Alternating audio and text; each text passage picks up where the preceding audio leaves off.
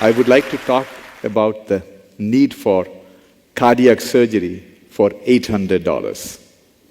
The need and how it can be done. I'm a cardiac surgeon by profession, but I have a very interesting job.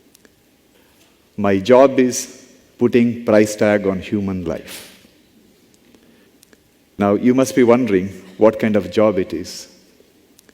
Every day, I see about 60 to 80 patients in my clinic. Most of them are little kids sitting on the mother's lap. I examine the kid and I tell the mother that your baby has a hole in the heart. He needs an operation. She has only one question. You know what that question is? How much it is going to cost?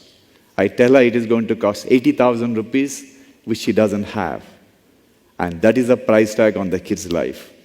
She comes up with 80,000 rupees, I can save the child. If she doesn't have 80,000 rupees, she's going to lose the kid. This is what we doctors do from morning till evening, putting price tag on human life. How long you will accept it to go on? Indians are genetically 3 times more vulnerable for heart attack. We develop heart attack at a younger age. The average age of my patients in England was 65. In India, it is 45. In my practice, it is not the young son bringing his old father for a heart operation.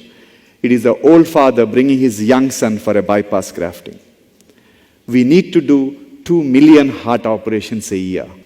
Can anybody guess how many heart surgeries are done? It's only about 120,000 heart surgeries a year. What happens to the remaining 1.9 million people? They perish gradually over a period of time. In the process, we perhaps produce the largest number of young widows in the world. How long you will accept it to carry on? Why this mess? This mess is because our government spends about 1.1% of the GDP on healthcare, slightly more than sub-Saharan African countries. We thought we have to look at alternative way of funding healthcare. So around 10 years ago, we convinced our state government of Karnataka, to launch a health insurance called Yashaswini. We convinced 1.7 million farmers to contribute 5 rupees per month, 11 cents per month. And government agreed to become the reinsurer. In 10 years, over 4.5 lakh farmers had varieties of surgeries, and 60,000 farmers had a heart operation, all because of the power of 5 rupees per month.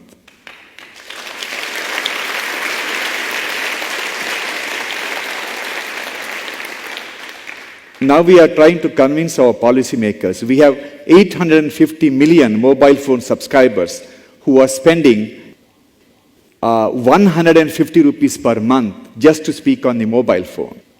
So if we can collect 20 rupees from each mobile phone subscriber, we can cover the healthcare of 850 million people. This is the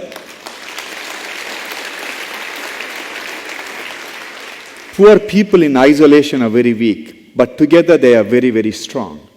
When this kind of a massive transformation happens, when everyone has a healthcare, you need to change the way the hospitals are built.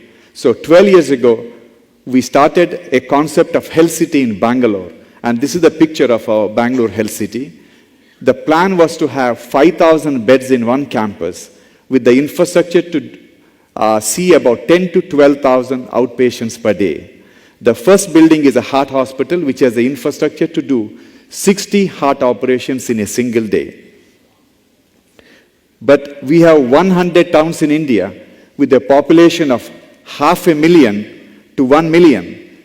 They can't afford to have this big health city. They need a small super specialty heart hospital.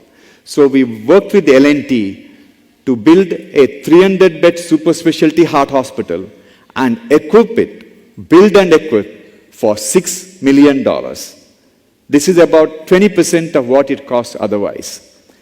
And we wanted L&T to build it in 6 months. And sure enough, they built the hospital.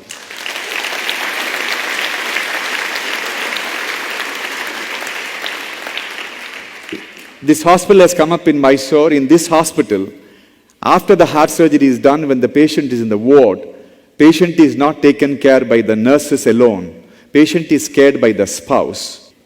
Traditionally, spouse or the family member has no role to play in the patient care. A typical heart patient on the 5th day is ready to go home. Family was not involved with the care. On the 5th day, we call the wife, give her one plastic bag filled with medicines and tell her, ask her to take care of the husband. She is lost. She doesn't know what to do with him. Whereas if he is involved with the entire process of caring in the hospital. So we worked with the University of Stanford University and developed a audio-video based curriculum to train the spouse to be the caregiver, so that there will be continuity of the care when the patient goes home. The economy of the 21st century will be driven by health sector, because health sector is one industry which can create millions of jobs. You look at IT industry, which gets a lot of support from the government. For $250,000 turnover in IT industry, they create about 7 to 10 jobs. In healthcare industry, to get a $250,000 turnover, we need to hire 250 people. And majority of the people in health sector are unskilled people. We hire a very small number of extremely skilled, semi-skilled people. If you want a stable society, if you want a better future, we need to create jobs for rural women. As an organization, we have over 13,000 employees across the country. And at one point of time, over 90% of our employees were women. Why women? If I have the job of cleaning the floor in the hospital, I can give the job to the man and give him 6,000 rupees salary. And he will spend 3,000 rupees on himself. And 3,000 rupees goes to the family's welfare. Instead, I give the job to his wife and give her 6,000 rupees salary. She will spend the entire 6,000 rupees on the family's welfare.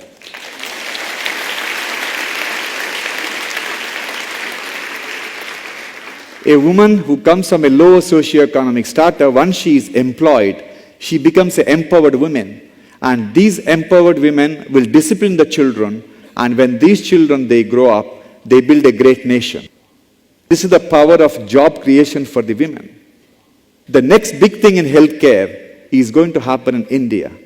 The next big thing in healthcare is not going to be a magic pill or a fastest scanner or a new operation. It is going to be utilizing IT to make the hospital safer for the patients. Believe me, hospitals are not safe for the patients. Getting admitted to an American hospital, which is one of the safest, some of the safest hospitals on the earth, getting admitted to American hospital today is 10 times riskier than skydiving.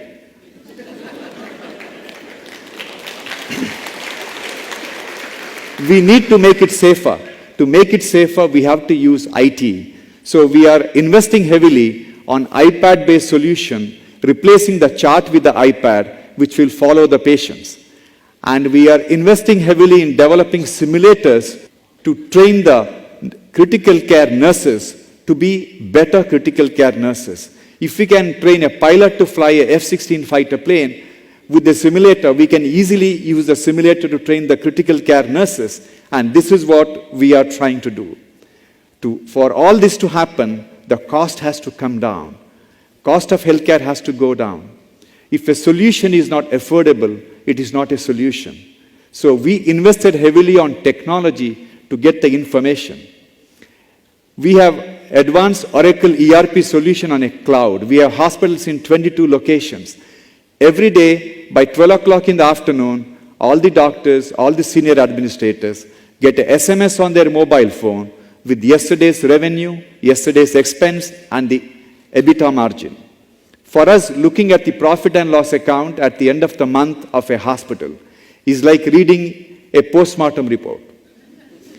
Whereas having the profit and loss account on a daily basis is a diagnostic tool which will help you to reduce the cost. This is why our organization is profiled at the Harvard Business School as one of the case studies and occupied the front page of Wall Street Journal 4 years ago.